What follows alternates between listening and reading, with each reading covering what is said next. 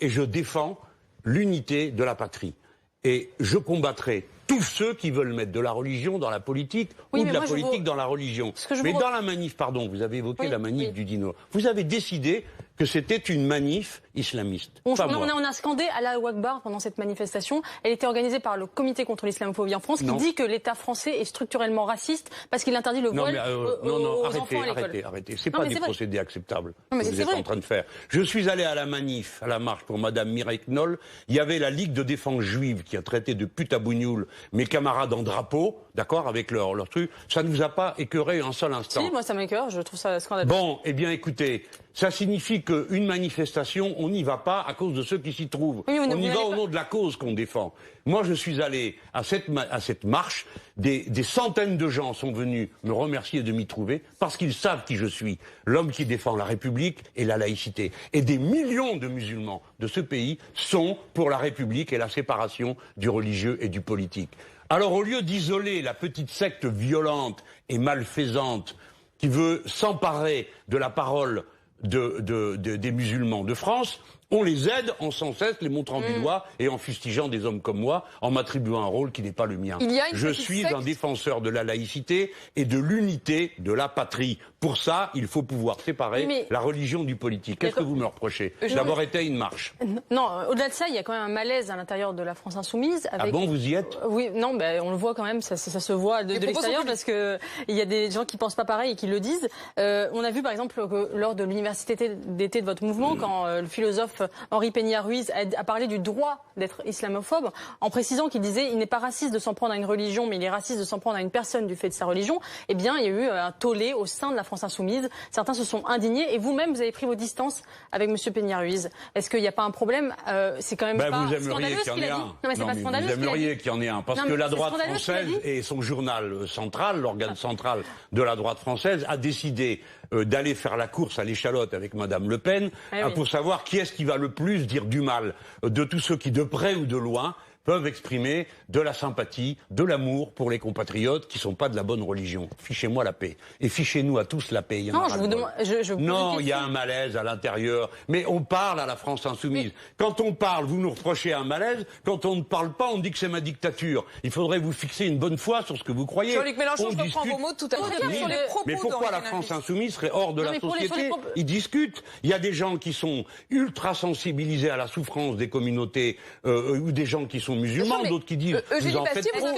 Et c'est à moi d'être le. Est-ce que pour vous dire qu'on a le droit d'être islamophobe, c'est raciste? Est-ce que pour vous c'est une phrase raciste? Je ne comprends rien à ce que vous me dites. Moi, je suis contre le fait. Je suis pour qu'on puisse critiquer les religions. Je suis pour qu'on le fasse avec plus d'élégance que je ne l'ai fait lorsque j'étais jeune homme et que je chantais des chansons anticléricales qui étaient offensantes pour les gens qui étaient là. Et pourtant, je suis toujours anticlérical, c'est-à-dire que je suis contre le pouvoir de l'Église. J'en ai par-dessus la tête de l'hypocrisie des dominants de cette société, à commencer par le président de la République, qui accepte d'être chanoine de Latran et qui ensuite vient donner des leçons de laïcité, qui convoque à une messe officielle à la mémoire de Jacques Chirac. Moi, je suis à la cérémonie laïque de l'Assemblée nationale. L'hypocrisie partout. Nous avons une loi sur les retraites.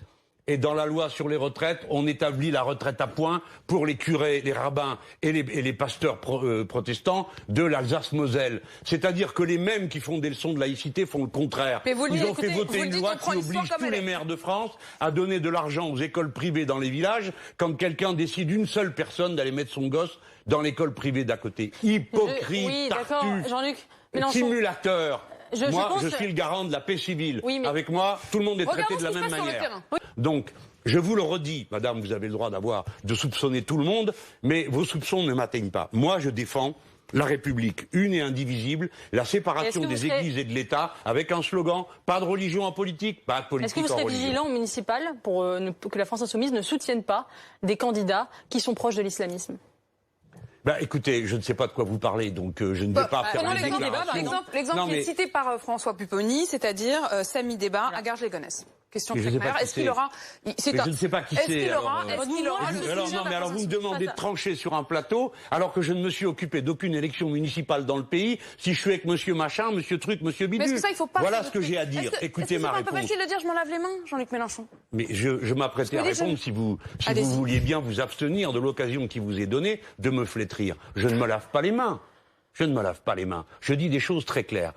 Pas de religieux dans la politique, pas de politique dans la religion. Et je suis pour que ceux qui sollicitent les suffrages de tous les Français aient la foi qu'ils veulent. Je ne ferai pas la chasse aux convictions religieuses des gens. Mais par contre, ce que je peux dire, c'est que je leur demande de ne pas afficher une foi religieuse. Parce que quand on demande à être élu, on demande à être élu de tout le monde. Pas de femmes voilées sur les listes de toutes les religions.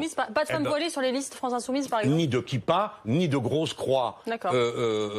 Oui, parce que je pense que ça ne correspond pas à l'idée qu'on s'en fait. Et je le dis aux gens gentiment.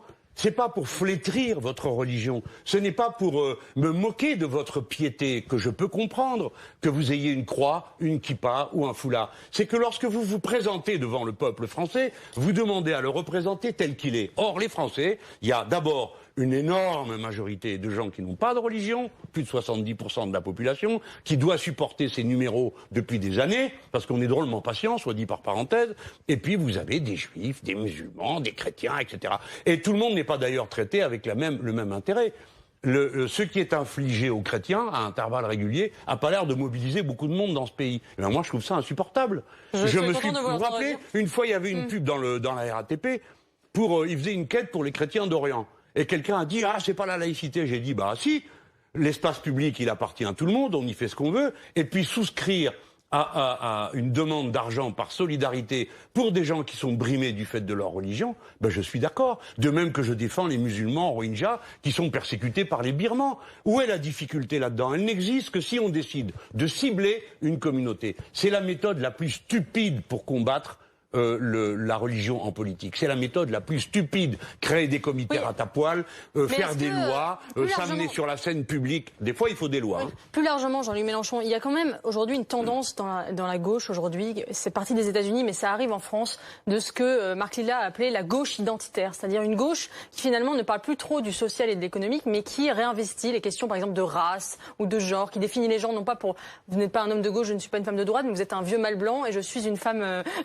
une femme de droite. Est-ce que c'est pas aussi dangereux aussi ce retour de l'identité à gauche? Il y a un débat, attendez, il y a un débat intellectuel qui est intéressant. Moi, des fois, il me fait sourire parce que je me permets de rappeler à certains que Frantz Fanon, c'était les années 60. Donc, pour ce qui est de la décolonisation des imaginaires, on a un petit peu d'avance, on y réfléchit dans notre pays. Mais en tant que débat intellectuel, il m'intéresse beaucoup. Après, différentes écoles se présentent. Pour ma part, je suis universaliste. C'est-à-dire que je crois à l'existence d'une humanité universelle. Pardon ? Est-ce que vous ne sentez pas la question justement de l'universalisme menacée ou en tout cas discutée? Mais il faut arrêter d'avoir peur. Des débats, il y en a eu tout le temps. Tant mieux qu'il y en ait. Et tant mieux parce que des fois, ça nous secoue. Écoutez, quand je suis allé pour les premières fois en Amérique du Sud, dans des pays comme la Bolivie, où 80% de la population sont des Indiens, moi je suis arrivé avec mes formules toutes faites, oui, il y a tous la même chose. On m'a dit, écoute, c'est très bien ce que tu dis, sauf que ça fait 5 siècles qu'avec ce genre de mots, on opprime 80% de la population. Bon, j'ai dû chercher d'autres réponses. On débat. Accepter le débat, l'élan des idées, la confrontation avec des gens avec qui on n'est pas d'accord, mais n'en faites pas pour autant une occasion de flétrir, injurier. Le débat, la confrontation, l'écoute, ça aura été le cas ce soir. Merci beaucoup, Jean-Luc Mélenchon, d'avoir été. L'humanisme. Merci beaucoup.